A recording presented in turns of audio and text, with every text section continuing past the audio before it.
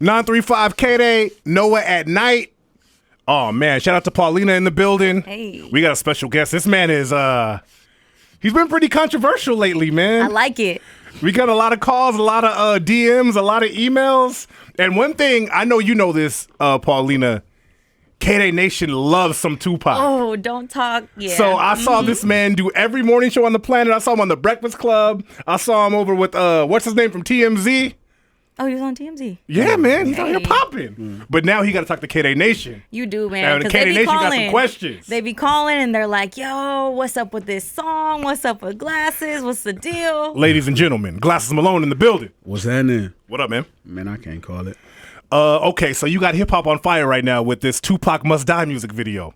Yeah, that's crazy. So I remember we were at 80s barbecue. Yeah, we were. And you told me, you said, Noah, next Long Beach Friday, in the house. I got a video dropping, and it's about to fuck everybody up. Yeah. Oh, you had the pre-warning. He told me, Okay. yeah. And he So told wait a me minute, y'all could cuss on this shit? yeah. Fuck out of here. Yeah. That's how long I've been doing music to where I remember you wouldn't even cuss. Yeah, because it was live. Yeah, that's But crazy. now, you know, we got to be on YouTube. We got to be on the internet. And that's cool. So y'all like some little ant, you got to like blank it out like ant noises. So when Yeah. it puts on the radio tonight, I'll bleep all this Oh, that's motherfucking fire. shit That's out. fire. That's Feel fire. me? Yeah, I So fuck with that. feel at home. Paulina, Yeah, say a cuss there we word go. just so he feels There we comfortable. Bitch. Yeah. There we go. No, but you told me this video was dropping, right? Yeah, And yeah. I knew it was going to cause some noise. But, you know, you kind of just told me in passing, we're at a barbecue, 80 had a stripper pole in the backyard. You know what I'm saying? A lot of And things the lady going was on. falling off the stripper pole. Good time. Falling off the stripper pole. But then fast forward 7 days later and the video actually drops and I see everybody go crazy. And he's not playing. I've been getting nonstop calls from No, K-Day no, Nation. it's- Middle of the day, like, hey, what's up fuck with is this up with song? glasses? Like, What is he fucking doing? You know, honestly, man, you been in, like, when you really care about hip hop, you just trying to find something that hasn't been done. You know, Tupac has done everything. Snoop has done everything. Dre has done everything. Game has done everything. Battle Cat has done everything. Warren's done everything. And you get a little tricky. You got to pull a trick out the bag. You got to kind of, you know what I mean, get a little creative, but also you got to stay within your expertise.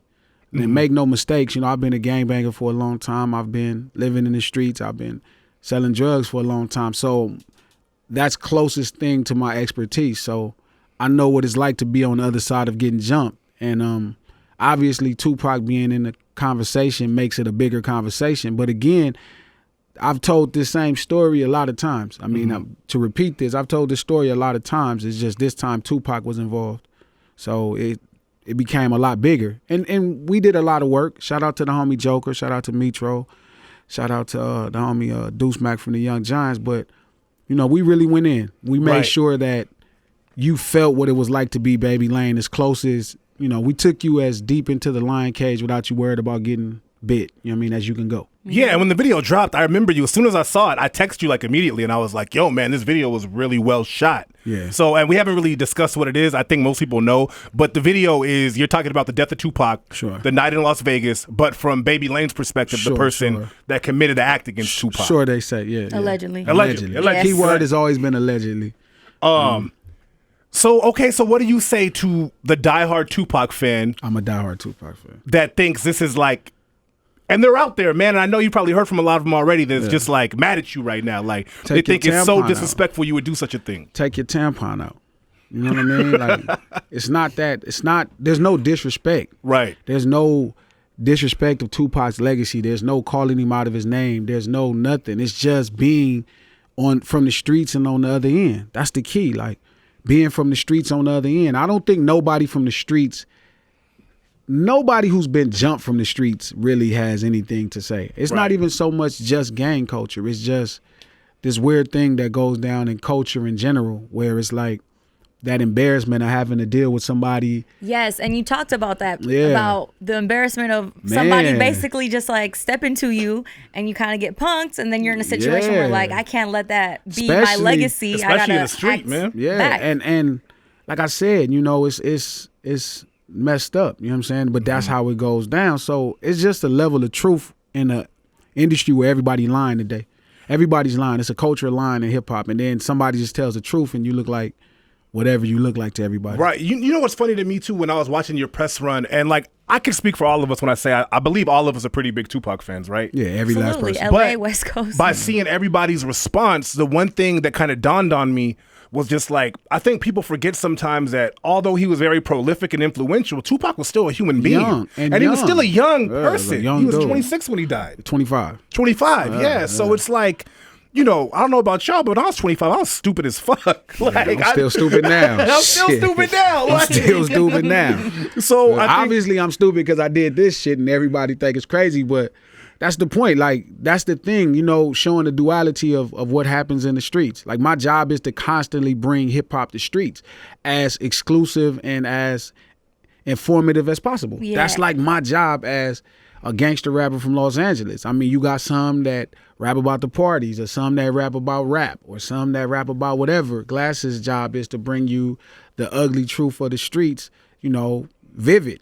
Right. That's what I constantly try and do. I try to inform you on what it's really like to be out there because I know it well. Straight up. where do you feel like you fit in with this new climate, man? So honestly, as far as fitting in with the new climate, I feel like I'm permanent. It's different. As long as I feel like being bothered at this point, I think I can, I think I don't need to fit in. I think I could like forge my will on top of everything. Right. I couldn't fit in. I couldn't fit in with Dog and Pac in them era. I couldn't fit in with, let's say, One Take Jake and YG era. Like I have to just kind of.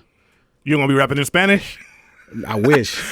Shit, I'm sure I'll be Hell rapping in Spanish for sure. You know what I'm saying? But I just have to forge my will onto the game. It's funny because a buddy of mine's. I was looking at him today, and he was on IG. My buddy Trail used to manage Tiger, King Trail. He was like, "Man, Glasses is crazy. I ain't fucking with Tupac Must Die."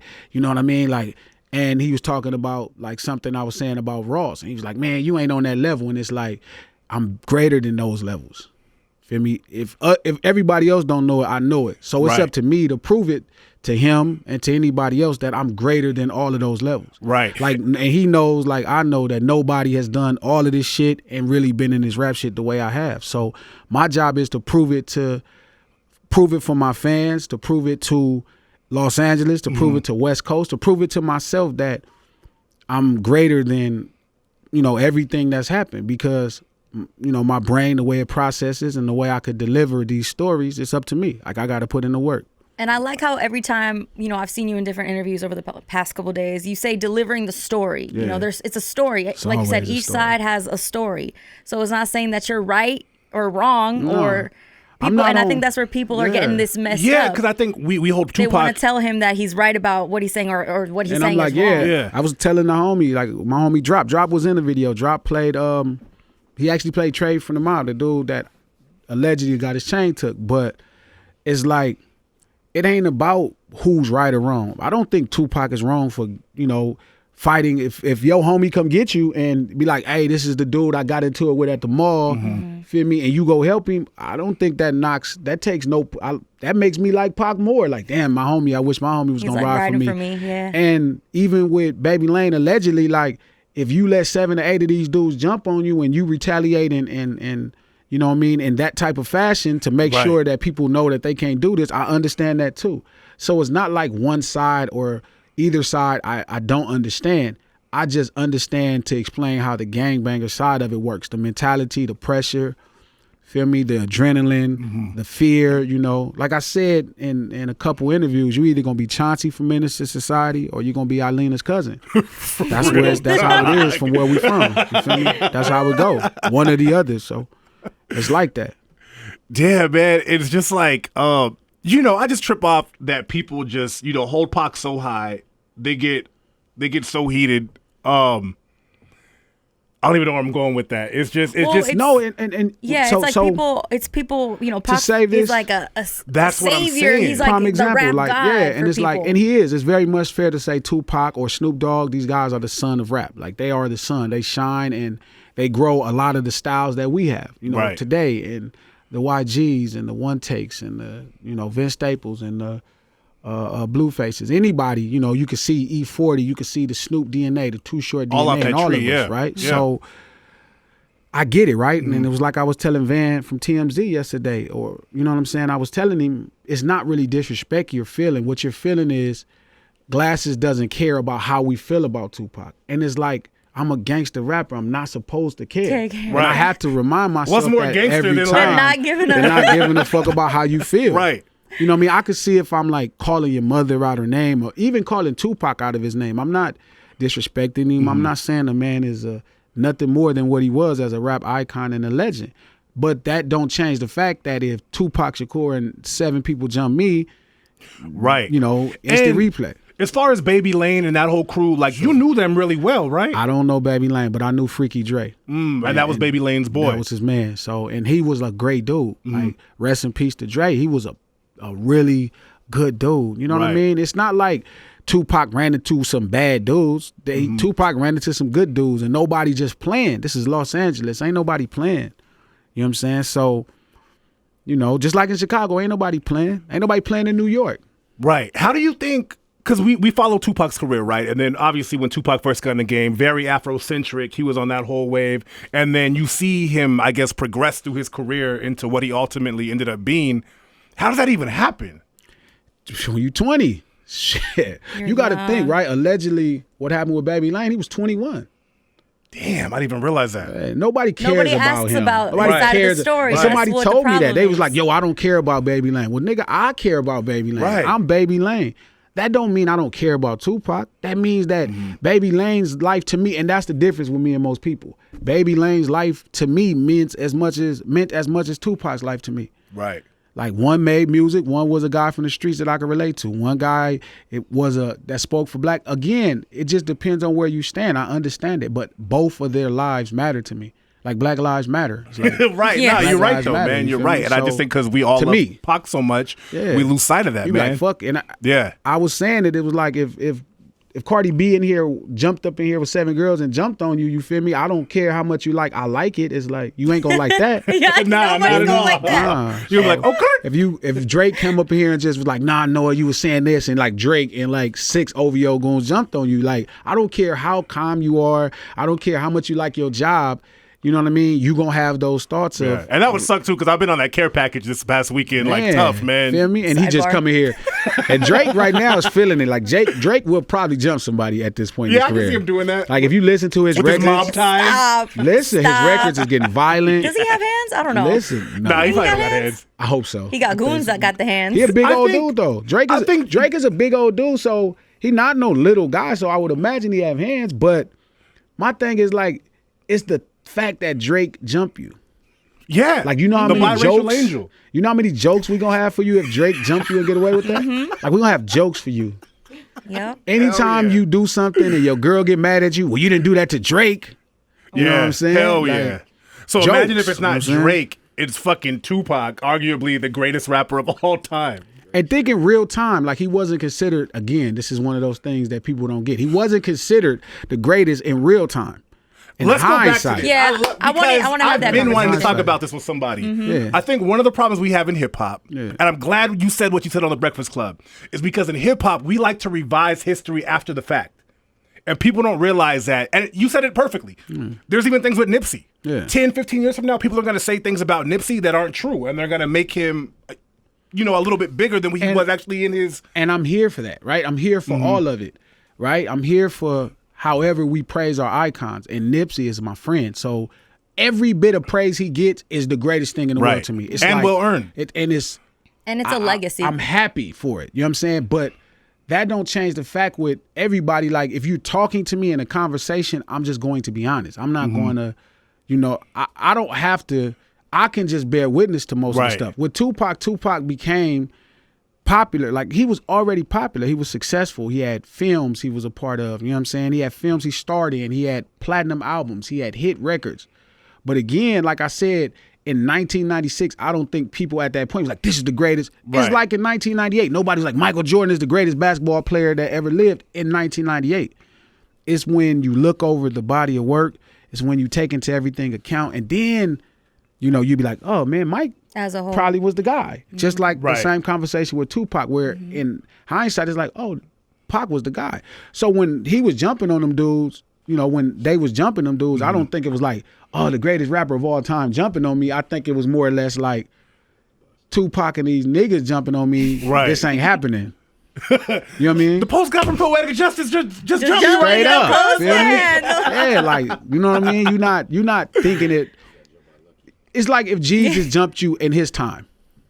Before he got crucified, if Jesus and the disciples jumped you, you're not gonna be like, well, the savior of the world jumped me. You feel me? That's not, you feel me? Like, Nah, you're right. Glasses, You're that's right. kind of a reach, though. no, it's not. Tupac was on the cross on the Machiavelli cover. I get that. No, but I'm he just said saying- if And we Jesus do in and a lot the of ways disciples idolize jumped you- Tupac. Well, think about it, right? If you think about it, right, Jesus, one of the things that people felt led to his death, right, was him chasing the people out of the church with a broom. So it wasn't like Jesus was above maybe jumping somebody. Yeah. That's not as crazy as it sounds. He Right. chased somebody with a broom. What if he would have caught him? What if they didn't run? He got all the questions. Jesus Loki No, sounds I'm like my mom saying, back in the day. like, Like, No, like I know some of this crazy because this is what people be thinking I'm crazy, but I'm not.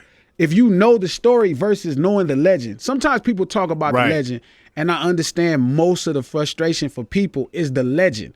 They're like, they only know Tupac, the legend. Right. Well, Glasses Malone was a fan of Tupac, the man. Glasses Malone learned about Jesus, the man, not the legend, not the person that the Council of Nicaea, created. No, but I'm just saying. no, I'm just giving you your props because you saying some I'm real. I saying- know about the council now. See, that's some I'm real just shit, saying, believe me. not that. I'm saying I'm a fan of that. Jesus, the man, not Right. the legend. And I think that's what people Yeah. are forgetting is that the way I've seen you speak about the video and the song is like on a humanity standpoint, That's on a it. man-to-man standpoint, and Yeah. people are taking it as oh no, this is a diss track. He's Yeah, I'm hating like, him. how could you diss Tupac? Like, But you keep saying that you're a fan, Yeah, and it's people keep crazy. knocking you for saying, "Yo, I'm a fan, but I made this song." But it's just I would hip hop play- is an art. Like right people now, forget if that I could it's be an art Michael form. Jordan in basketball, I would play him, but I wouldn't like be bragging about. I mean, I'm not. Again, it's not a level of competition. Like I'm not. Right.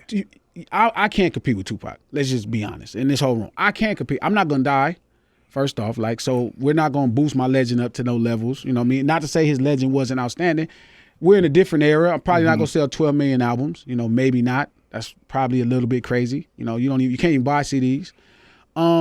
So it's not a level of does Glasses think he's better than Tupac? Right. No, Glasses Malone is Glasses Malone, and I'm just forging who I am into hip hop. Right. Feel me? And again, I don't judge. I don't worry about people's legends. I don't have to judge Nipsey's legend. It's up for y'all who don't know him to talk about his legend. For people who don't know who he is, I actually knew the nigga. Like, he's a really great guy, for real. Not the legend of him, the real version.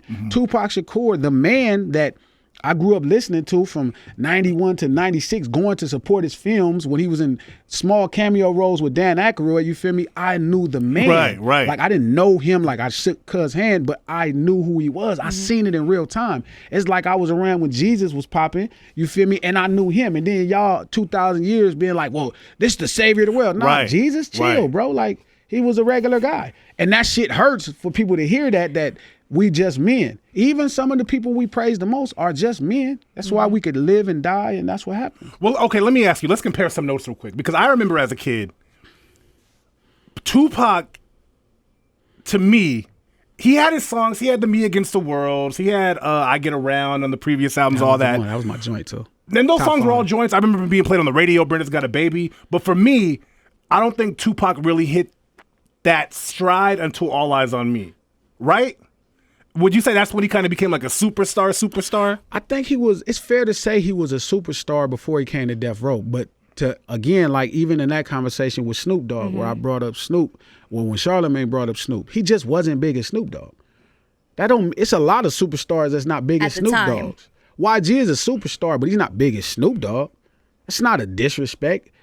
Tupac was huge. He starred in Right. films. He had films that did $20 million, $40 million, $35 million, and he had albums that were platinum, and he had hit records. Snoop Dogg was just on another level. That's just not a disrespect. I remember people lining up at midnight to buy Doggy Style when that shit dropped. Dog, when I At tell midnight. you, again, it's funny because people would be like, G is caping for Snoop because Snoop is a Crip. Like that, just, you know me. You might be. Bro, I am the president of the New West, bro. Like, we don't rock. We don't do faking. We don't have no faking. We don't do faking. My crew, Nip, none of us, we don't do no Right. faking. We just gonna keep it a buck. Feel me? This is what it is. Like, the reality is, I'm just saying he hadn't caught him. When he came to death row, it's obvious he caught him. Yeah. So again, I'm saying it's like everybody else is judging the legend. I could tell when they DM me, they talk about him right now on IG Live. They're talking about somebody like he's just this legend, like of a past person. It's like, no, this dude was alive when I was alive, and I saw him go through trials and tribulations. I watched him, I honestly was saying that like Cube was bigger than Tupac. Like Cube was in a movie they did $60 million. I gotta compare these notes real quick in my head. Dog, like Cube was Cube bigger than Pac? Yes, maybe until at one point. death row. You got to think. Listen, let me tell you something crazy, right? Again, this is not slander towards Tupac. No, I don't think it's slander right? at all. So this is I just think we're telling. This is the triumph. This what really happened in hip hop. This in a lot is of the ways. triumphant story of Tupac Shakur. These are, you know what I mean, the climactic points, the thing that he's overcome. In 1995, I hear people say, "Oh, Me Against the World was #1, and it went double platinum." See, I don't remember that song being that big in 1995. Well, I'm talking about the album they referring to, right? So the whole album, right? So true, it came out and it sold 230, 240 first week. He was in jail. It was a big deal. I remember him spitting in the cameras. I remember this in real time. You know what I'm saying? So it sold 240, double platinum, you feel me? And like fast. Well, later on that year, the Dog Pound came out with Dog Food, and it sold 270 or 80,000. Yeah. So it sold more albums than Me Against the World in the first week, and it was double platinum. That's how big Tupac wasn't and how big he was. Right. That the Dog Pound, Snoop's group under him, sold as many records and outsold him, and that's not a disrespect. It sold as many. He went to death row. Snoop Light is so crazy. Dr. Dre production and Daz and the stuff they built over there was so fantastic. You combine it with that kind of talent, guess what? You have the biggest album in hip hop. That's what happens. It's not a crime to disrespect. It's not disrespectful to Tupac. That's the journey. But I mean, like you said too, Tupac was young, and that could just been him still developing as an artist. Yeah, sure. Was a bit of that too, I think. But or honestly, I don't even know if I would say he was better on that album. I don't think he was a better rapper on All Eyes on Me. I don't think he was compared a better rapper. Doggy Style? Than Me Against the World. I mean, versus Pac's body of work. I don't think he was necessarily a better rapper at that point. You just think the production was better? Well, I think the excitement was there because he hooked up with like the biggest crew in hip hop at the time. I think it was all of those things. He came home from jail. You know what I mean? You wanted to hear what he had to say.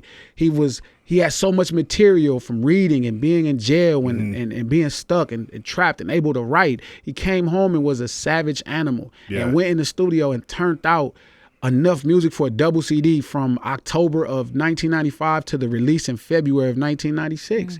The man was an animal. Feel me? And again, why it was so successful, it's all of those things combined. But that don't change that Snoop is very much a reason as well. Right. Snoop Dogg was the guy. That's no disrespect to Tupac. That's what made his story so great. Right. It's because it was a guy that hip-hop even when his first album came out, it wasn't successful. Like, it wasn't selling. I remember having it. People didn't really rock with Brenda's Got a Baby. Yeah, I was going to say that. It was a very critically acclaimed joint. Right. Yeah, but that was like later, later. Yeah, but it wasn't necessarily as successful. So to watch him claw his way through, you know what I'm saying? And then, figure out how to keep your head up. And then I Get Around. And then you start. That's what the story. It's my story personally. To me, I look at it like he fought for it. He didn't give up on it. Man, they tried to put the man in jail for shooting some people. They tried to put the man in jail for rape. They tried to put the man in jail. They tried to take the industry from him. His label left him for dead. I know to the T at this point what he feels like. Right. So I've watched the industry do the same thing to other authentic artists, including myself. And then the day you decide you're not gonna give up. You're not going to give up. Whether it's you feel like you see certain fans tweeting you like, gee, man, could you get some more music? And you feeling defeated and you don't want to keep going. But you know you need to because you know what you got to say, you feel me, matters to the world. Well, the same way Tupac felt is the same way I felt. And I understand that this is hard to digest. I understand if you're a fan of Tupac's legend, it's hard to digest. But digest it, dog. It's good for you. It'll make you feel better tomorrow. It's going to hurt your feelings a little bit, just like medicine. It tastes nasty, but the effects is better if you swallow it. Right. And I feel like hip hop is so fixated on that idea of a legacy. And I think that's what you're talking about as far as like Tupac being prolific. Same thing with Nip. We're going to see the same thing happen with Nip in Hands down. 10 years. Oh, definitely, man. And it's horrible. And it's horrible that those people really, I'm glad Tupac got what he got. I'm glad Nip got what he got, because don't get me wrong, it was a certain time where Nip, when he dropped Victory Lap, where my nigga got to really smell his roses. Right. I mean, he got to feel it. He got to go around the world. They would put him on album, you know what I mean, on magazine covers. And I knew for that time, he knew, like, I got it. And he was just, you know when you see an artist right there on the cusp and they're about to get it, like everything they've been working for all these years, you know they're about to get it, and Nip was, was right there, man. And he still enjoyed it. Yeah. You feel me? So, again, man, it's like, you know, you got to be happy. And every story ain't you jump out the window fast. Every story isn't, you know, it works out for you. Some people, it don't work out for. But I tell you this, if you for real about this, you know what I'm saying, and you serious and you going to keep learning, you got to study the Tupacs. Right. The funny part, I laugh at people, this is a play out of Tupac's book. Like this play I'm running ain't nothing special. This is hip hop 101. Right. I just don't love hip hop like me. Hip hop's always been about the competition. It's always about stories, competition. And I've been trying to fight competing. My brother Pooh, he always put pressure on me. He used to manage me forever. And he was like, man, you got to compete. And I'm like, I'm not finna compete. These the homies. And he like, that ain't the point. And I never understood it. To this day, I probably never sat down and said, hey, you know what? I'm ready to compete. Well, I mean, I feel like competing doesn't necessarily mean dissing somebody or anything like that. It's just refusing to be second or third all the time. It's refusing. It's the reason we made that good. That good came from Felly Phil. Felly Phil saying, man, you need a party record. I'm like, I don't even like the clubs. He like, yo, you need a party record. Hey, Loki, that sounds like something Felly Phil would say, though. Yeah, we real like, gangsters up in here, man. Yeah, you need a party record. You feel me? And I'm like, I don't know. And I remember we going back to the studio and sitting down, and I'm going to the club and watching my DJ, shout out to Head, try to play records, and he's trying to play Certified and trying to play Haters, and I'm like, this is horrible. Because it wasn't true to you? Well, no, it just was didn't true to him. fit. It's just you know, it's hard to throw in Certified like song. 70 BPM when you drop know. that thing to 80. You coming out of Ain't No Fun at 101 BPM, and then you go to Certified, and the crowd looking up, and you look stupid, and your DJ looks stupid. Certified was hard for the record though. That was the solid. record, you feel me? And then you at the club, and YG got the #1 club record, and all the girls want to give him, you know, pussy, and Problem is destroying everything. You feel me? And you got Scheme, and all these people, they killing the club, and then the streets didn't seem like having the streets wasn't enough. It became like, nah, fuck that. I want some of what they got. I like bitches. I want some of these bitches. Like if I have to make songs, I like vagina, so it works out. It's not like a lie. So I wanted to make sure, right, that I offered, hands down, I wanted to make sure I offered hip hop my version of what a party should be. Right. And then I competed. I was like, I wanted to have a bigger record than Problem. And that was like a tall task in the club. Problem was the king of the party songs, Problem and YG. And then I made one that was as good as theirs. Yeah. Now, I can't say it's better because these niggas do this and they sleep. But That was a good record though, man. It's that was a good record. Very good record. Right? So I made one that was just as good. Well, this song is the same manifestation of 3-4 years of like, I'm tired of hip hop being able to ignore me and ignore what I can do creatively. Right. You know what? What is it going to take for them to realize nobody do this gangster shit better than me? Well, you know what?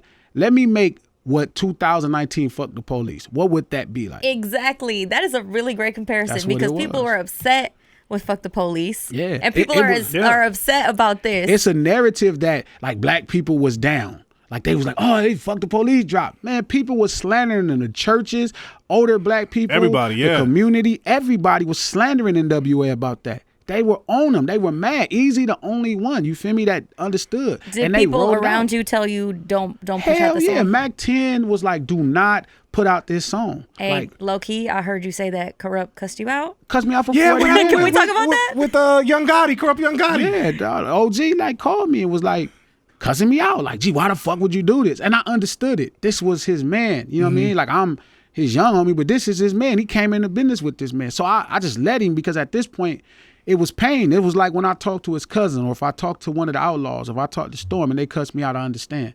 I get it. You know what I mean? This is serious. It's your friend. You know what I'm saying? I get it. But Corrupt just called and cussed me out. And, you know, I had to take it. You know what I mean? I understood what he was saying. I just wanted him to tell me what was good. Corrupt, like, how does he start the conversation out? Like, what's the first words that come out of his mouth? Does he say, like, yo, this is fuck, Corrupt? Glasses? Oh. Yeah, that's That's what it started Hey, off. cuz. Like, oh, What the shit. fuck? And he was like banging on me. He was like on 6-0 and he was going. I'm like, cuz. Feel me? And mind you, in to fairness, we talked that way. But I could tell at this point he was really passionate about what was going on. You know what I mean? And I get it. You know what I mean? I respect it. Like, I had to. This is his man. And like I told him, the only thing that mattered to me with him was it good? That's the only thing I care about with anybody. You know what? If you hate me, if you don't fuck with me, cool. Is it good? Because that's what I do this shit for, to be good and to inform you on the mentality of what's happening where we from. That's my job, to bring you the streets. This is one of the most infamous street stories in hip hop, but you never heard it from the streets perspective. Right. You've always heard it from the mainstream rap perspective of it. Now I'm just even giving you the TV. streets. Man, I feel like there's like 6 or 7 different versions of the Tupac and Biggie beef on television. There's one coming out. Now. There's one coming out with Tupac and his mom. It's like, at what point do you say, "Hey, we've had enough"? Like, just let the legacy. Never be where have it's enough. at. It's Tupac. You could never get enough of Tupac. Like, how could we ever? It's so many things to learn about somebody. What's crazy is for somebody to be alive 25 years and create that much shit. I've always felt it's so much and so. It's so many things about Tupac life that in real time people don't know that could be great movies because they don't talk about him in his legend. Mm-hmm. It's like with Martin Luther King. All you know is I had a dream. Well, you don't know the last speeches where he was telling people like, hey, you know what? We want our reparation checks. We coming for that check. You don't know that story. You said this earlier too. The thing people don't realize about MLK was that, again, when he was saying what he was saying, he was hated in that time. Yeah. People weren't like how we look at Martin Luther King now. Muhammad Ali, perfect example. People hated them. People didn't like, even it's cool now. Yeah. Colin Kaepernick more recently. Like, everybody was, we'll look back years later and be like, oh, they were heroes and they were brave. But in the moment, that's why it's so Cap tough. got his in real time. You know what I mean? But again, like I said, when Nike got involved, I was like, that's it. That's yeah. I'm not fucking with that. I'm not fucking with none that got the oppressor. And again, no disrespect to Nike, but if you tripping off the system that be, like, I doubt the system is gonna help you. I feel like we could have a whole conversation right now about how this shit really works. But and you know what? We get killed tonight. You know what I'm saying? I have one last question for you because actually, shout out to the homie Bishop Lamont. He was here last week, and we talked about this, and you actually said the word right now, so I just wanted to remind the audience when you said New West, because I feel like out of that New West movement, there was a lot of unsung heroes, and a lot of people, no pun intended by any stretch, but a lot of people took a lot of shots for that movement and didn't really get all the flowers they maybe should have got. Mike Stroh, Bishop Lamont too. Feel me? Only so many. I'm on IG Live now and Bang Loose. Those are the guys. Bang Loose. We broke a lot of ground at this radio station, coming to this building, not just this radio station, but the other radio station in this building. Now, real quick, explain what the New West movement was, because we were coming out of the death row days and we were dry out here. So this is what's funny, right? So back to this point, right? This is why I'm laughing at people who Snoop is laughing at people, because Snoop know I'm one of those kind of people that's just honest. Right. Even sometimes they don't like me. Even sometimes Mac don't like me. I'm okay with people not liking me long as I can be genuine and authentic. That's my only goal. Let my light shine. I'm not trying to shine a light for Snoop. Snoop don't need my little bullshit ass light. It's fucking Snoop Dogg. I don't got to say one thing positive about Snoop Dogg. Snoop got an album out right now saying, I want to thank me. So he don't need none of you motherfuckers thanking him, let alone Glasses Malone. But the New West was like, we couldn't get recognized. We didn't get recognized by the people we supported our whole life. We felt that way. We felt we didn't get love from Snoop. We felt we didn't get love from Dre. We felt we didn't get love from WC or Ice Cube or Mac 10. We felt that was a disconnect. And every radio interview you go to, you feel me? They be like, well, why don't this person? Why ain't Dre out? Why they ain't around? Aftermath? And then you realize you just isolated. So it's like, well, we just gonna disconnect ourselves completely. Oh, this is the New West. So funny part is during the Corrupt conversation, Corrupt was, when he was cussing me out, he was like, we know y'all made that fucking New West to take down Snoop. First off, it's impossible, right? So he made that sound like a setup. And he was saying that, I was like, bro, first off, nobody could take down Snoop Dogg. Yeah. They had a murder case with him and they couldn't take him down. It's fucking Snoop. This dude is like everybody's favorite. That's impossible. But you trying to carve out your own lane to eat. That's it. Right. You trying to make something of yourself. So we started the New West to make something of ourselves. And we helped each other. Feel me? When Nip first started coming out, I went to his hood in a Bentley, and all of them 60s testify to this. Went, fuck with him, chill with him, and been fucking with him ever since. Right. First time I heard of Dom, I went to his release party, never had met him. Feel me? Dot, you know what I mean? J-Rock, we was building this stuff together. Yeah. You know what I mean? And we supported each other together. It was certain clubs. If y'all ever talked to J-Rock, or if anybody asked him, it was certain clubs where they wouldn't let J-Rock in the club because he was a blood. And I stood with him like, well, we ain't going in neither. J-Rock used to show up to the club with like 80 people, with like 80 bloods. Yeah. I've seen it with my own eyes. Yeah. So when Jay wouldn't let J-Rock in the club, none of us went. We all went home. Mm-hmm. We was together. Bishop, Maestro, I don't got to even tell y'all how deep. Y'all know how deep that is. Problem. Right. When I first met Problem, I pulled up on Durn in Westside Power by myself in the Bentley with everybody outside. Jumped out, went and recorded the song in his house. Damn. In Compton, in they hood. I never thought twice. I went to Athens Park. They have a club at Athens Park, Blood Hood, called the Family Room. They was raising money for their homies' books. I performed there. Go look on YouTube. I did the Westside Paru Block Party Hood Day by myself as a Crip. Didn't even think twice. Man, I've been bringing these streets together for a long time. So if a motherfucker is ever questioning the motherfucker I am, man, fuck these people. Do their homework. I'm not here to try to prove shit to them. I proved it already. Right. I'm not proving shit to nobody. At this point, the only motherfucker I'm proving something to is myself. And my fans and the people who want to see me be as good as they think. You don't know how it feels for Dre to be your fan or Hove to be your fan, and them seeing if you're going to figure it out by yourself. You know what I mean? And it's not like they can really do something to help you. The funny part is they can't do nothing to help you. Right. You be thinking like if Jay-Z snap his fingers, that motherfucker ain't the Wiz. You kind of hear them helping out this newer generation. Hands down. So do you feel some type of way? I feel like we were a part of that. We've had conversations with Snoop, and he said, and whether he would ever give me the credit, he said, hey, Glasses, you right. I preached to Snoop on how big Snoop was. Snoop knew how big he was, but he didn't know how important he was to everybody coming up's life. I talked to him, if y'all ever talked to Daz or anybody else, we was in a fucking trailer in the Akon video shoot. And I preached to him, telling him how important it is for him to be involved in all of these new artists' life. Yes, you can't rap with everybody, but you need to be a presence to all of us. So yeah, it might have didn't work out for my generation. And it did, because Nip got it done, Problem got it done, TDE, Kendrick got it done, Rock, amazing. Q, Soul, everybody got it done. Glasses just got to get it done.